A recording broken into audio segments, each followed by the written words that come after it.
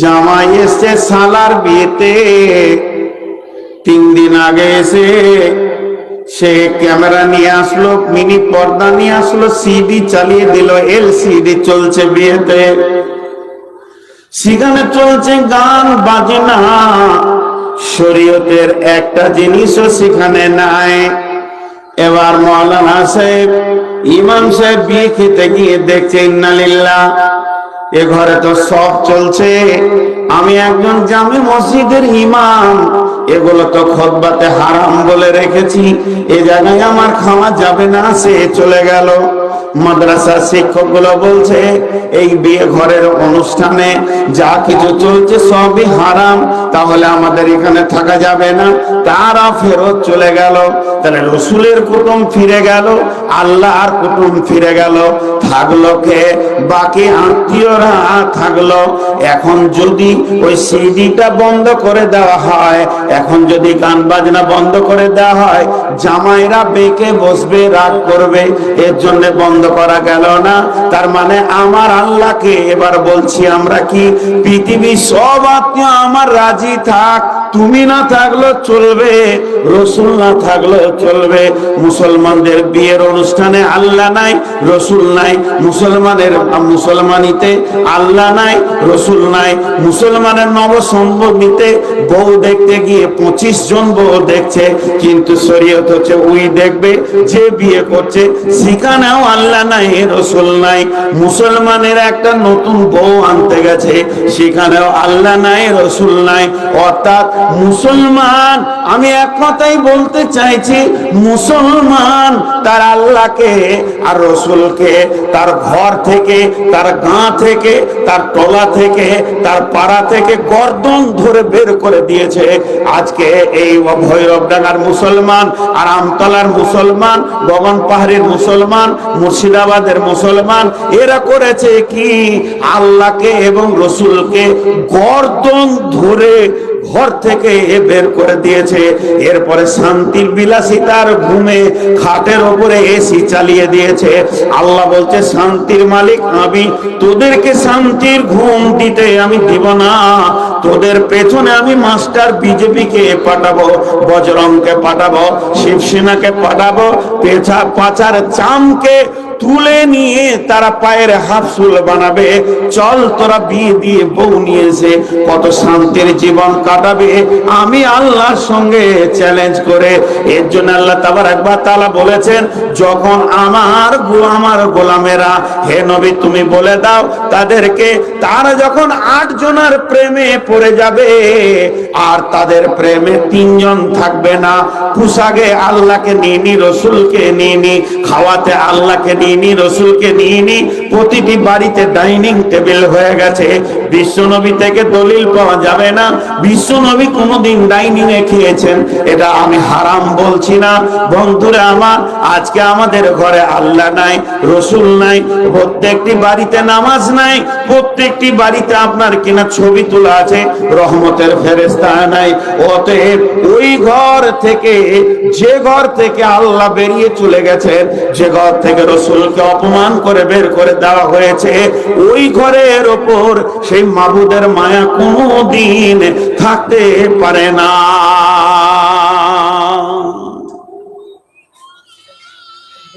ডাকবেন কাকে?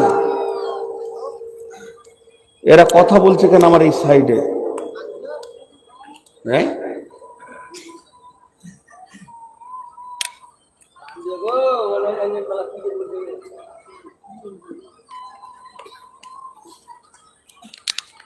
মুসলমান, দুঃখ করে বলছি, যে কথাগুলো আমি আপনাদেরকে বলছি না, নিজেকে সহ আমার ভাষাটা দেখেন। আমরা আল্লাহকে বের করে দিয়েছি, তার মানে আমিও, আপনারা করেছেন এ কথা আমার জীবনে আসবেন, আমার যত বয়ান আছে শুনেলেন। আপনি শব্দ নাই, আমিও। চলেন একটা কাগজ কলম নেন, একটা দেশের নাম লিখেন আর বলেন মুসলমান কেমন আছে তো খারাপ, কেমন আছে তো খারাপ, কেমন আছে তো খারাপ, কেমন আছে তো খারাপ। মুসলমানদেরকে দেখতে পাচ্ছে না কে? দেখতে পাচ্ছে না মোদি, দেখতে পাচ্ছে না অমিত শাহ, দেখতে পাচ্ছে না যোগী, দেখতে পাচ্ছে না আর কেউ, দেখতে পাচ্ছে না আর কেউ। 100টা মন্ত্রীর নাম লিখেন এমনি করে রেখে দিয়ে আল্লাহকে বলেন, আল্লাহ কি দোষ করেছিলাম এরা দেখতে পাচ্ছে না কেন? আল্লাহ বলবে, রে ওদের কথা বাদ দে, আমিই তোকে দেখতে পাচ্ছি না। ঝামেলা শেষ। ওদের কথা বাদ দে, এক চুটকিতে ওদেরকে দুনিয়া পাল্টিয়ে দিব আমি, সেই আল্লাহ। ইতিহাসকে খুলে দেখা, নমরুদের কি করেছি, ফেরাউনের কি করেছি, হামানের কি করেছি, আমি সেই আল্লাহ আজও আছি।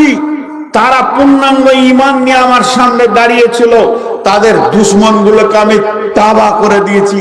আজকে তোরা নিজে বেঈমান, তা আমি কার সঙ্গে লড়াই করতে যাব?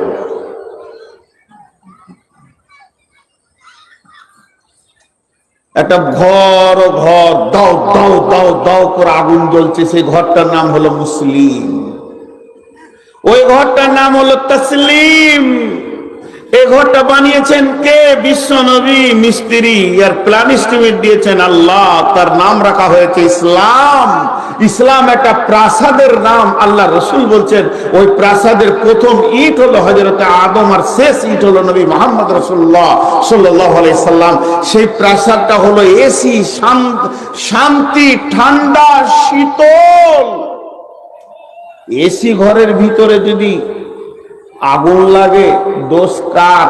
মোমবাতিটা ঠিক করে রাখেননি, চেরাগটা, প্রদীপটা ঠিক করে রাখেননি, পড়ে গেছে, কেরোসিন ছড়িয়ে গেছে, গোটা ঘর আগুন লেগেছে, দোষ কাকে দেবেন?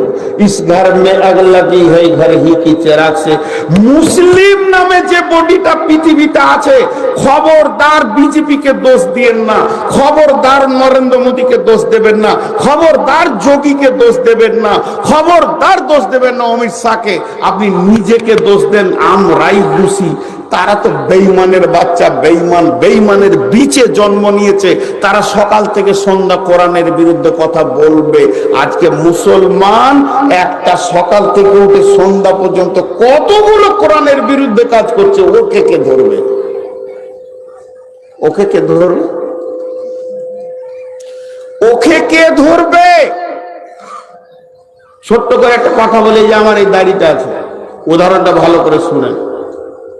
এটা আমি রেখেছি আমার রসুলের জন্য, সুন্নতে রসুল। ভৈরবডাঙ্গায় জালসা করতে এসেছি, রাস্তায় বেরিয়ে যাচ্ছি, কোন একটা হিন্দু যুবক আমাকে ধরে দাড়িটাকে চচ্চর চচ্চর করে চেঁচে ফেলে দিয়ে ওর উপরে পাটাকে লগড়ে দিয়ে চেনটা টেনে মুতে দিল। আপনারা সহ্য করতে পারবেন? হ্যাঁ না বলেন, পারবেন? কে কে পারবেন না হাত তুলেন, হাত তুলেন। কে কে পারবেন না সহ্য করতে? তা আপনার গালের দাড়িটা কে চাঁচবে? বলেন সত্য কথা, আপনার গালের দাড়িটা কে চেঁচেছে? সেই হিন্দুর বাচ্চা বলে তুমি মারতে যাবে, তুমি খালেকের বাচ্চা মালিক হয়ে বসে আছো, তোমার দাড়িটা তুমি চেঁচেছো, তখন তোমার হুঁশ হয়নি যেটা আমি রসুলের দাড়িকে কাটছি?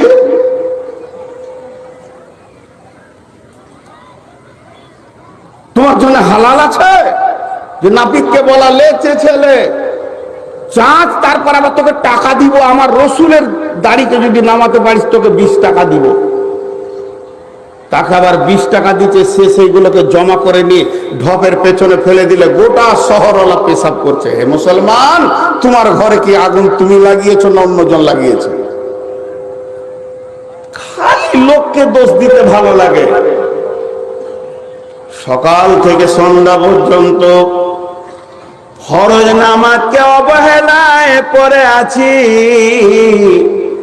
আর সারাদিন একটা আয়াতের তেলাওয়াতে নাই 500টা গানকে আনন্দে চিত্তে শুনে নিচে। হাদিসের একটা পাতা পড়ার সময় নাই, অথচ মোবাইলের হাসির প্রোগ্রাম দেখার সময় আছে। মুসলমান, তোমাকে আল্লাহ এবং রসুল যে শান্তির মাটির ঘর দিয়ে চলে গেছিল, বানিয়ে দিয়ে এর ভিতরে ঢুকে যা, মত পর্যন্ত শান্তিতে থাকবে, পৃথিবীর কেউ আক্রমণ করতে পারবে না। এমন একটা কেল্লার নাম ইসলাম। আর সেই ইসলামের ভিতরে আমরাই হচ্ছে বড় বেঈমান। এখানে যতগুলি দাড়ি চাচা লোক বসে আছেন, আমি আপনাদেরকে আক্রমণ করছি না, আপনাদেরকে মারার ক্ষমতা আমার নাই। আপনারা আমার শিক্ষক, আপনাদের নিচের পাটাকে জড়িয়ে ধরে বলছে, আপনি একবার আপনার বিবেকে কাগজ কলম নিয়ে একটা আলোচনায় বসে যান, আপনার বিবেককে বলেন, বিবেক রে, আমি কেন রসুলের দাড়িটাকে কেটে ফেললাম? কে আমাকে বুদ্ধিটা দিল? আমি একটা তুলে ধরেছি। এরপরে চলেন, যারা টাকনোর নিচে কাপড় পরছেন, পৃথিবীর কোন মুফতি আপনাকে বলেছে এটা আল্লাহ মেনে নেবে? আল্লাহ বলেছেন, ওদেরকে আমি এক নজর দেখতে পারি না, যারা পৃথিবীতে অহংকারের চাদরের বিচরণ করে। আর অহংকারের দুইটি প্রতীক চিহ্ন, এক হলো সিনাকে উঁচু করে হাঁটা, আর এক হলো টাকনুর নিচে কাপড় রেখে ছেঁচড়ে হাঁটা। এটাও একজন আল্লাহর দুশ্মন দুনিয়াতে রয়েছে, আল্লাহ দেখতে পাচ্ছে না। বিশ্বনবী বলছেন, সহিহ হাদিসের ভিতরে আছে, বিশ্বনবী বলেছেন, আমার মনের কথা তোমরা শুনে নাও। আমার মন বলছে আমি একদল যুবককে ডেকে নিয়ে আসার পর আমি লকড়ি জমা করি, আর লকড়ি জমা করার পর ওই ঘরগুলোকে লাগিয়ে পুড়িয়ে দিই। যে ঘরের লোক আজান শোনার পর মসজিদে যায় না, ঘরে নামাজ পড়ে, মসজিদে যায় না, ঘরে নামাজ পড়ে। নামাজ পড়ে না কথাটা নয়, নামাজ পড়ে কিন্তু ঘরে পড়ে, মসজিদে যায় না। আমি একদল যুবককে নিয়ে এসে ঘরগুলোকে পুড়িয়ে দিই। তাহলে যে ঘরগুলোতে বেনামাজি, আজকে যদি রসুল থাকতেন গদিতে, এই ঘরগুলোতে আগে মুদির আগেই রুলার চলে যেত। ভাইরা আবার মুসলমানরা মদ এত বেশি পান করছে, আজকে যদি উমার গদিতে থাকতো, প্রতিটি মুসলমানের গর্দন চলে যেত। প্রথমে নূর মোহাম্মদের গর্দন আরো আগে চলে যেত। আমি চুরি করেছি, আমি জেনা করেছি, আমি ব্যভিচার করেছি, আমি মদ খেয়েছি, পৃথিবীর সমস্ত গুনাহকে স্বাগতম দিয়েছি।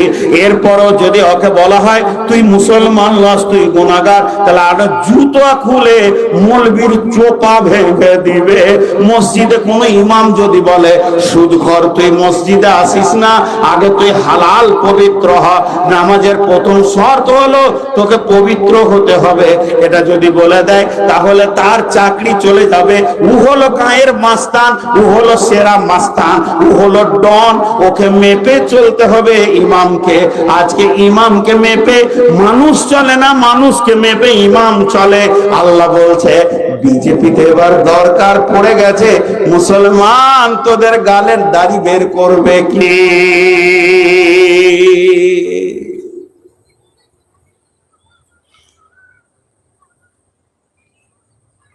এটা কোন পঞ্চায়েত আপনাদের? হ্যাঁ, ইমামনগর পঞ্চায়েত। ইমামনগরটা কোন দিকে গো? নাম পঞ্চায়েত থেকে যদি বলে দেয়া হয় প্রতিটা আধার কার্ডে 2 কেজি গম পাওয়া যাবে, একটা আধার কার্ড বাকি থাকবে পঞ্চায়েতে পৌঁছাইতে, আর আজান হচ্ছে আল্লাহর ডাক, কটা আধার কার্ড যেছে? পঞ্চায়েতে কটা আধার কার্ড পৌঁছিয়েছে আর এখানে কটা পৌঁছেছে? বিশ্বনবী বলছেন ওয়াইয়াকা ওয়াল মাসিয়া ফাইন্না বিল মাসিয়াতি হাল্লুন সাখাতুল্লাহ।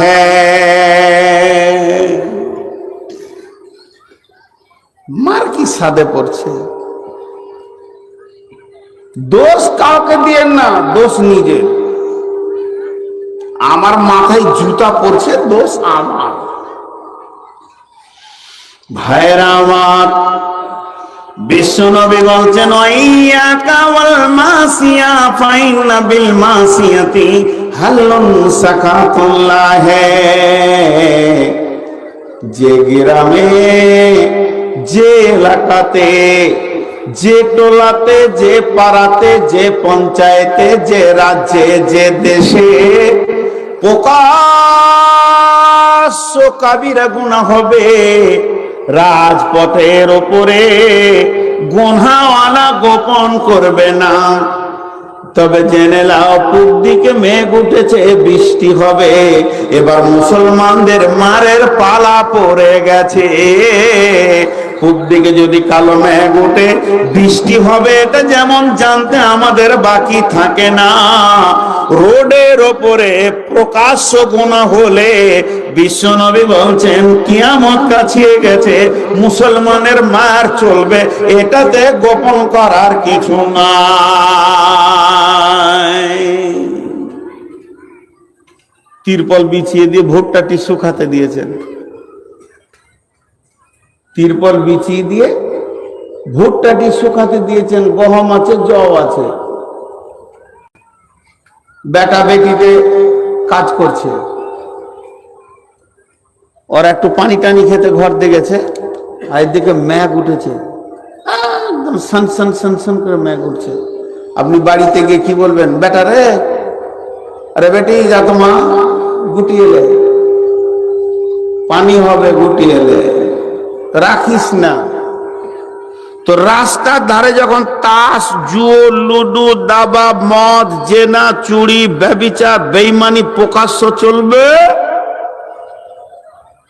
তখন ইমানদার যে থাকবে সে বলবে এবার বিজেপি গোটা ভারত দখল করবে।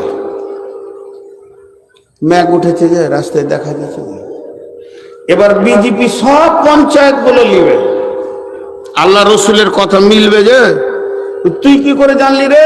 তুই হিসাব করেছিস নাকি? বলে এই যে মদ চলছে, ওদের জুয়া চলছে, তাস চলছে, লুডু চলছে। আল্লাহ রসুল বলেছে যে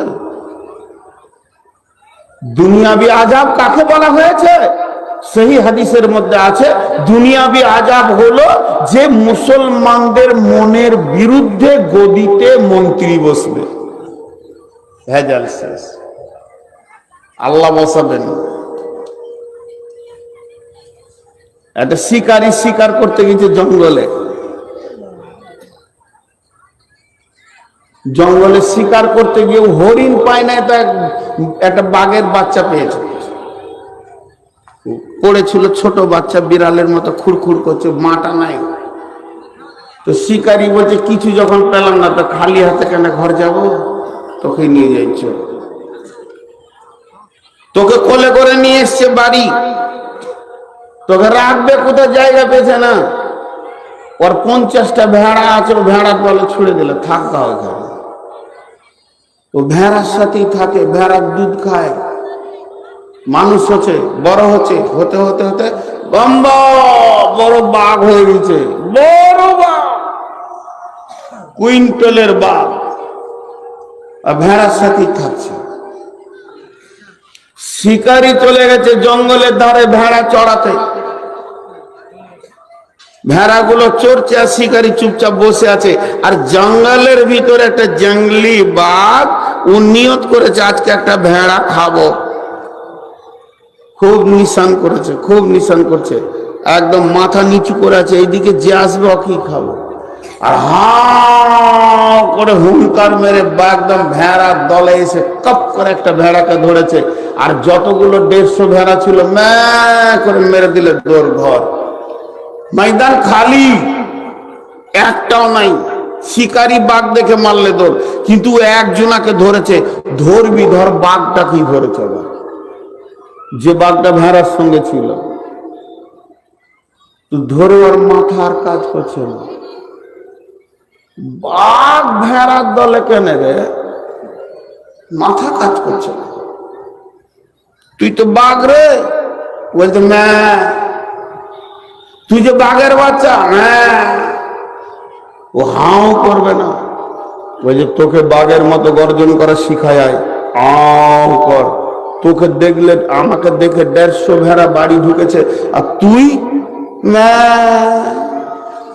ভেড়ার দলই ছিল। ইমানও গেছে, সত্তাও গেছে। ওকে নদীর ধারে নিয়ে গেল, বাঘটা কানে ধরে টানতে টানতে বলছে, দেখ আমার গায়ে যেমন চাকা চাকা দাগ, তোর গায়ে ওই রকম চাকা চাকা দাগ। আমার গায়ে অপর্যাপ্ত লোম নাই, ভেড়ার মতো তোর গায়েও লোম নাই। আমার দুই পাটির দাঁত আর গোঁপ রয়েছে, তোর গোঁপ রয়েছে। তোর পায়েতে খুঁড় নাই, আমার পায়ে তো খুঁড় নাই। একবার তাকিয়ে দেখ, আমার মতো তুই বাঘের বাচ্চা। একবার খালি বল আও। এরকম যখন বলতে শিখবি, কত ভেড়া তোকে দেখে পালিয়ে যাবে। তাই তুই একবার আমার মতো বল। কিন্তু ছোট থেকে ভেড়ার দলে থেকে থেকে থেকে থেকে সত্তাটাকে এমন ভাবে হারিয়ে দিয়েছে, নিজে খালি বলছে, ওর মুখে আর আও করে বাঘের গর্জন এলো না।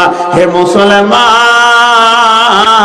আমরা হলাম উমরের রক্তের সন্তান, আমরা হলাম আলীর রক্তের সন্তান, আমরা হলাম ওই সাহাবীদের রক্তের সন্তান, আমরা হলাম হযরত আবু যার, জুবাইর, আমির, হামজা মতো বীরের রক্তের সন্তান। কিন্তু আজকে আমরা পঞ্চায়েতে আর পার্টির নেতাদের কাছে বসে বসে বসে বসে আর কিনা চায়ের দোকানে আর গাঁজারিতে বসে বসে বসে বসে মুসলমান বাঘের বাচ্চা আজকে ভেড়াতে পরিণত হয়ে গেছে। এর জন্য আজকে এদের পৃথিবীতে কোনো মূল্য নাই। এদের মতো বাঘের বাচ্চাকে অন্য জাতির বাচ্চা শাসন করতে আসে, এটা কোনোদিন মানা যাবে না। আজকে 2000 সালে, এই 2022 সালে যদি একবার হযরতে উমরের মতো ব্যক্তিটা চলে আসে, তো আমাদেরকে বলবে, কি রে তোরা ভেড়া হয়ে গেলি নাকি রে বাবা? তোরা তো বাঘের বাচ্চা ছেলে।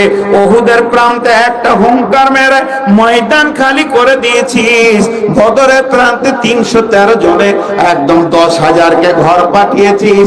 আর মুতার প্রান্তে রোম সম্রাটের 1.5 লক্ষকে মাত্র 10,000-এ তোরা গোহারা করে দিয়ে ময়দান ছাড়িয়ে দিয়েছিস। সেই রক্তের মাল, সেই বিলাটের মাল, সেই ক্ষমতার মাল, তোদের বাঘের বাচ্চা কেন তোরা এত নিচে চলে গেলি? তখন আমরা বলবো, সে তারা কে ছিল? আল্লাহ খুদায়ে পায়া বিশ্ব বিজয়ী ছিল একদিন যারা, আল্লাহর হারায়ে ভীত পরাজিত আজ দুনিয়ায় তারা। খুদার সঙ্গে যুক্ত সদাই ছিল যাহাদের মন, দুঃখের রোগে শোকে অটল ছিল যাহারা সর্বক্ষণ। এসে শয়তান ভোগ বিলাসের কারিয়ানিয়াছে ঈমান তাদের, খুদারে হারায়ে মুসলিম আজ হয়েছে সর্বহারা।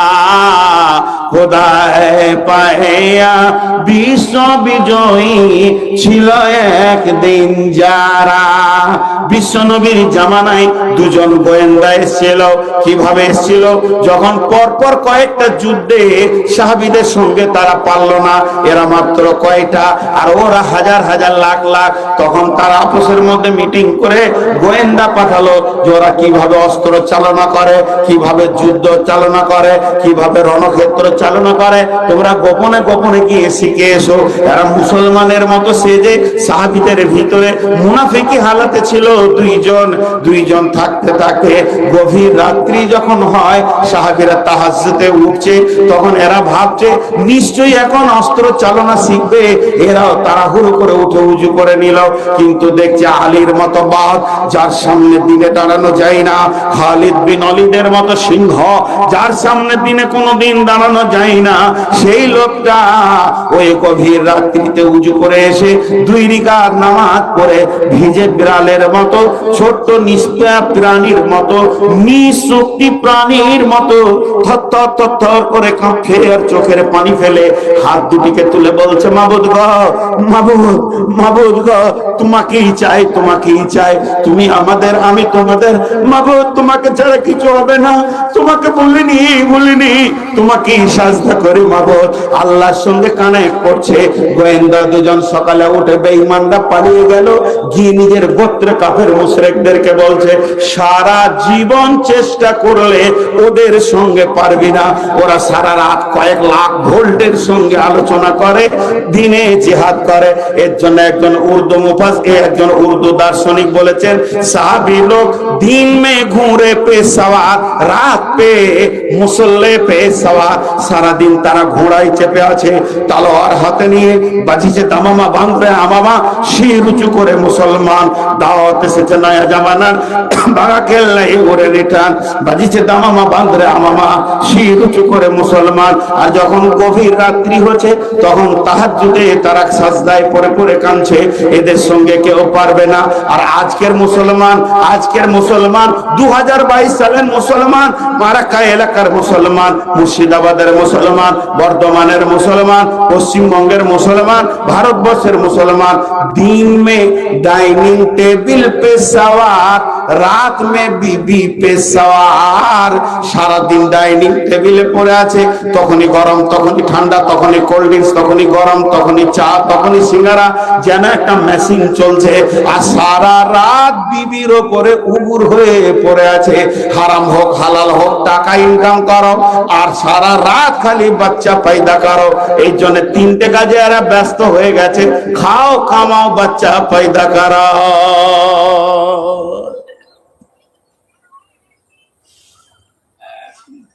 আপনারা বসে আছেন, আপনারা যদি বেঈমান এক, তা আমি 99 বেঈমান, যা বলছি তা আমল করি না।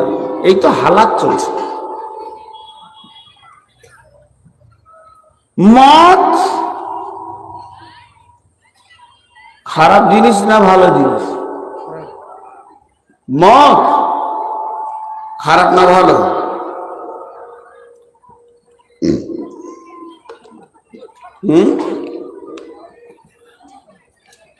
কথা বলে না। মদ খারাপ না ভালো?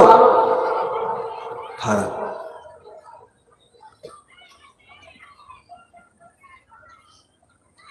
এই উম্মতের সব থেকে বড় রোগ হলো মদ থেকে দৌড়ে পালাতে চাইবে, আর পৃথিবীকে আঁকড়ে ধরবে। আল্লাহ রসুল বলেছেন, না তখনই মার চলবে। আমাদের কাছে মাল কেমন? রাস্তায় আন্ধারে হাঁটতে হাঁটতে যদি একটা 5 টাকা পায়, তো 5 বার কপালে ঠেকাবে, ওরে সুবহানাল্লাহ, কপাল ফুলে গেছে রে। 5 টাকা। আর 500 টাকা পেলে তো ওর আর হুঁশ থাকবে না, রাস্তা ছেড়ে মাঠে নেমে যাবে। 500 টাকা পড়ে পেয়েছি রে। চলেন সাহাবীদের চরিত্র। দীর্ঘদিন মসজিদে নববীতে আলো জ্বলছে না, একজন সাহাবী উঠেছে তাহাজ্জুদ নামাজ পড়ার লেগে। তো আন্ধারে ঘুমের ঘরে দৌড় খুঁজতে ওর পায়ে একটা কি লেগেছে, খড়াক করে শব্দ উঠেছে। তখন আর দুজনের ঘুম ভেঙে গেছে। বলছে, কে রে? বলছে, আমি অমুক। তো কিসের শব্দ হলো রে এত জোরে? বলে, রে ভাই উজু করবো তো রাস্তা খুঁজে পেয়েছি না আন্ধারে। শব্দ কিসের হলো রে? তাজটা। ছোট করে বলছি, যেমন গুট পায়খানা দেখলে এখনকার লোক বলে পায়খানা রে। তাজটা। তাজটা কিসের তাজ ছিল? গুলিবাতির রং, গুলিবাতির রং। রোম সম্রাট যখন 1.5 লক্ষ সৈন্য নিয়ে চলে আসছে হু হু করে আক্রমণ করার জন্যে, বিশ্বনবী মাত্র 10,000 নিয়ে গিয়ে গেছেন। এর ভিতরে হযরত ওমর বলেন, ইয়া রাসূলুল্লাহ, নবীজি ভারাক্রান্ত হয়ে গেছেন, কি হবে? 10,000 আর 1.5 লক্ষ কি হতে পারে? এই জন্য চিন্তায় আছে। ওমর বলেন, ইয়া রাসূলুল্লাহ, ওই 10,000-এর মধ্যে 9,999-কে তাবুতে আরাম করতে বলেন। আমি ওমর একটা হুঙ্কার মারবো, 1.5 লক্ষকে ময়দান ছাড়িয়ে দেব। নবীজি বলেন, ওমর রে, এটা তুমি কেমন করে বলো?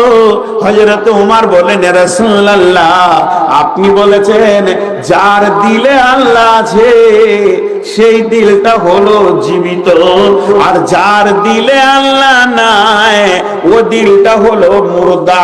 অতএব আমি ওমর একা জীবিত 1.5 লক্ষ মুর্দা দেখছি, এদের জানে ভয় আছে, এরা পালিয়ে যাবে, ময়দান ছেড়ে দেবে।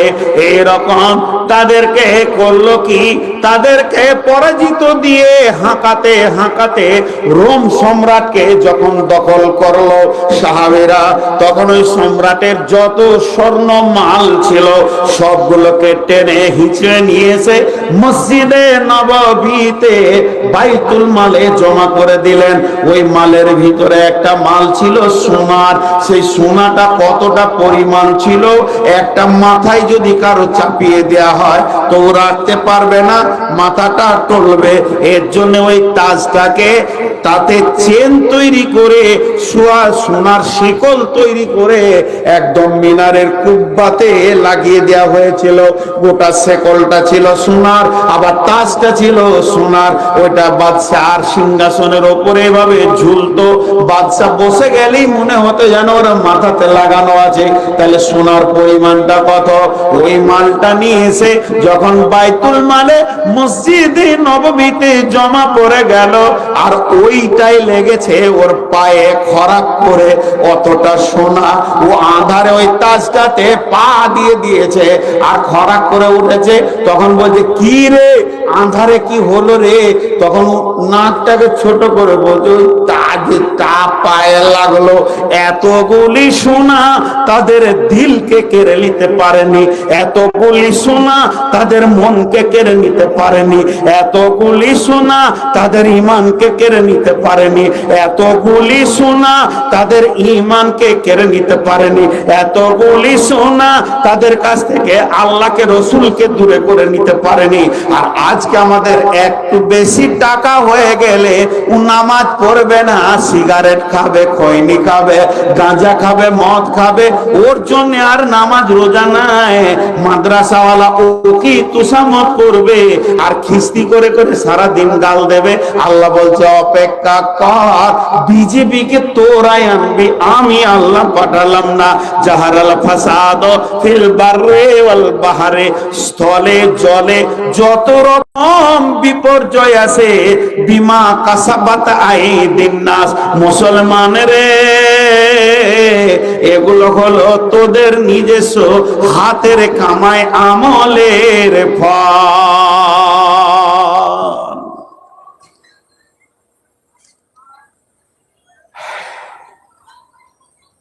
একটা কথা জিজ্ঞেস করে আপনারা উত্তর দিয়েন আল্লাহর রাস্তে।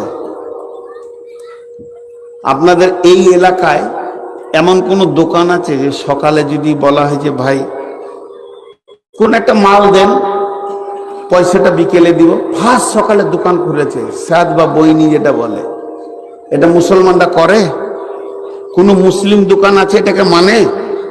যে সকাল বেলায় সাথে সময় ধার বলিস না তোরে, বলে?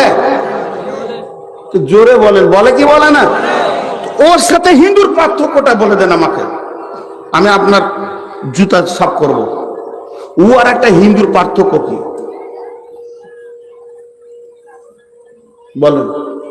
ওই আর একটা হিন্দুর পার্থক্য বলেন।